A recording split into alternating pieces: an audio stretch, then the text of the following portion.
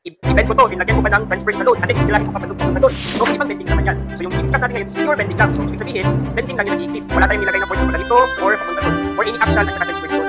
Di ba remember, sabi ni sir, yung neutral axis is located at the centroid. No? So, now, kung yung makuha mong allowable is greater than the yield stress.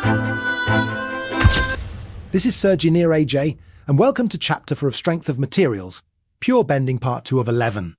Stresses and deformations in the elastic range. So, ayan lang, no? Recall lang tayo. Saglit. First equation natin, sigma, integral of sigma, dA. Then yung dx natin, from this expression, so makukuha natin, that is, sigma x is equal to negative y over c, sigma m. So, ayan. So, substitute natin dito, mapapalabas natin si sigma m over c. And then, from this expression, makikita natin that this one here is our first moment of area. No? Since this one can never be zero, kasi makikita natin meron siyang value, yung c din natin merong value, this one can never be zero, so this expression should be zero in order for this equation to be zero. So since if this expression should be zero and dA can never be zero, therefore y should be zero. No? So y is a point wherein nakalocate siya sa neutral axis natin. So this one here, nagko-conclude lang that at the neutral axis, yung first moment of area natin is zero. No? So, ayan. Let's proceed sa second expression na nakuha natin kanina. Yung sa moment, ano yun? We have the integral of y sigma x dA is equal to m tayo. No? Ano ulit yung sigma x natin kanina? Di ba, sigma x over sigma m is equal to, ano yun? Y over c negative. No? So we have integral of negative y. Ano yung sigma x natin? We have negative y over c times sigma m dA is equal to m. So pwede natin mapalabas si sigma m at saka si c kasi constant over c integral of y squared dA is equal to m. Negative times negative. So ayan. Now ano yung expression na to?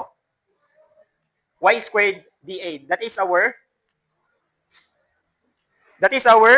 ano yan? Wala kayong ma-remember sa 161. This is our moment of inertia. No, moment of inertia. So substitute natin dyan, sigma m over c, I is equal to m. Rearrange natin yung equation, we have sigma m is mc over I. Somehow, ito na yung expression natin dito. This is another famous equation sa mechanics, no? Sigma m is equal to mc over I, where I is the moment of inertia or the second moment of area, no? So, second moment of area. Sulat natin dito, sigma m is equal to mc over I. Now, i-try natin to i-substitute.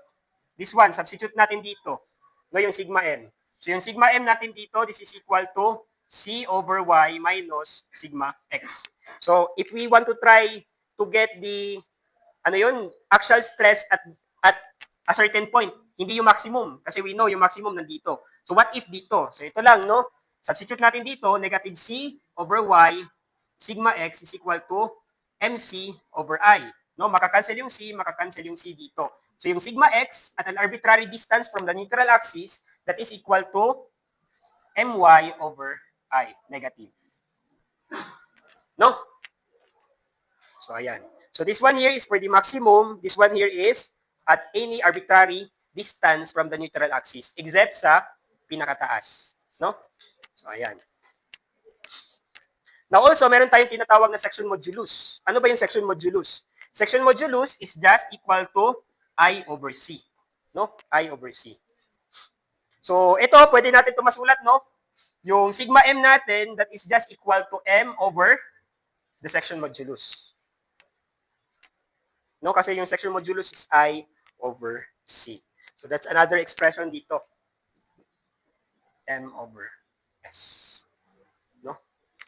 Minsan kasi kapag bibili ka, for example, civil engineer ka, no? Yung mga beams is meron siyang nakatabulate na section modulus given. Kung makikita nyo dito, yung maximum stress is inversely proportional sa section modulus natin. So, ibig sabihin na kung lakihan mo yung section modulus, maliit yung stress niya kasi inversely sila. So, yung desirable is malaki yung section modulus, no? Para maliit lang yung stress natin. No? Sige, try natin to have an example, no? Try natin to have an example. Try natin. Ito, isolve, no? Section modulus is related to our inertia. And then, take for example ito, no? Yung slab natin. So, ano yung inertia or second moment of area ng rectangle? Diba? Yung I ng rectangle is 1 over 12 BH cube, no? So, ito lang. Section modulus natin is equal to I over C. I natin 1 over 12 BH cube. Then, divide. Yung C natin is, ano ulit yung C? C is the neutral axis, no? C is the distance from the neutral axis papunta sa outermost, no? So, in this case, that is half ng height natin, no? So, ayan. Solve natin to. This becomes 1/6 AH, no? So, ano yung makonclude natin dito? Di ba sabi natin dito that yung section modulus, malaki dapat in order na liliit yung sigma. Kung makikita nyo dito, yung H natin is directly proportional sa S natin. So, kung malaki to, lalaki to. Kung lalaki yung S, liliit to siya. No? So, maliit yung stress natin. Imagine ito, bond paper. No? Yung section modulus natin, rectangle, imagine rectangle to. No? Ayan. Yung section modulus natin is 1/6 AH. No? Kung malaki yung H, malaki yung S. Kung malaki yung S, maliit si stress. No? So, kung yung height nito patayo, lisod kayo sa i-bend. Di ba? Lisod kayo sa i-bend. Now, kapag ito siya, pinatumba ko, ano na yung H ko? Sobrang liit. Kung maliit yung H, maliit si S. Kung maliit si S, malaki yung stress. So, ito siya, kung i-bend ko to, madali lang ma-bend. Kaya mahirap i-bend na pag ganito dahil sa section modulus.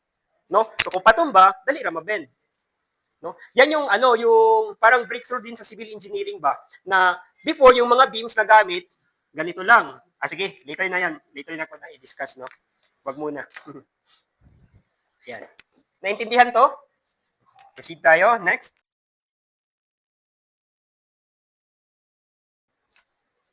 Ano yung formula ng epsilon m? Na-erase ko. Ano yun? It's C over rho. No? So we have C over rho. I-rearrange ko to. We have 1 over rho is equal to C over epsilon m. No? So ito, dito, ito na yung tawag natin na curvature. No? Curvature. Where rho is our radius of curvature. No? So malaki yung malaki yung radius of curvature natin, ibig sabihin, maliit yung magiging curvature. No? Mag-make sense ba to? Ma-imagine nyo? So, take for example, ito. Kung i-bend ko to ng talagang pag ganito, ma-imagine nyo saan siya mag-intersect? No? Somehow dito. No? Mag-intersect siya dito, no? Kung maliit yung curve mo, maliit yung curvature mo, ito siya mag-i-intersect dito, no? The radius of curvature mo is maliit. No? Radius of curvature mo is maliit. So therefore, yung curvature mo dito is maliit din, no? Now, kung yung curvature mo malaki, ayan, somehow ito na yung rho mo, malaki, no? So, kung malaki yung rho, malaki yung radius of curvature, yung curvature mo is maliit. No? Baliktad. Maliit. Kung malaki yung, makikita nyo naman, this one here is flatter compared dito. Mas nagko-curve to compared dito. No? So, maliit yung radius of curvature, malaki yung curvature. No? Malaking curvature, ibig sabihin, mas bend siya. No? So, malaki yung curvature, malaki yung radius of curvature, maliit yung pag-curve. No? So, ayan lang. Then also, we have, baliktad pala to, no? This is, baliktad to. Ito yung expression sa sigma n, C over rho. Baliktad lagi ni. C over rho. C over rho. So, this one here is epsilon m over C. Baliktad pala, no? Ayan, epsilon m over C. So, sulat natin dito, 1 over rho is equal to, ano yung epsilon m natin? Epsilon m, di ba, that is related to our stress, E epsilon, no? So, kung maximum to siya, maximum din to, no? So, therefore, yung epsilon natin is, ayan, over E lang, no? So, we have sigma m over E times C natin. Then, ano yung sigma natin? Sigma m. Ano yung formula ng sigma m natin kanina? That is MC over I, no? So, substitute natin dito, MC over I. So, we have EC I. So makakancel to. We have now our raw M over PI. No? So ito yung expression natin for curvature. If given tayo ng moment. Kung given tayo ng epsilon, so ito. Moment, E at saka I natin. So ano yung mga pwede nating ma-extract na information from here, no? So kung ito yung curvature natin, which is directly proportional sa moment, ibig sabihin na kung malaki yung moment, malaki yung curve, no? So kung mali sa ano naman sa curvature natin, yung I natin somewhat related sa shape ng material, no? So inversely proportional.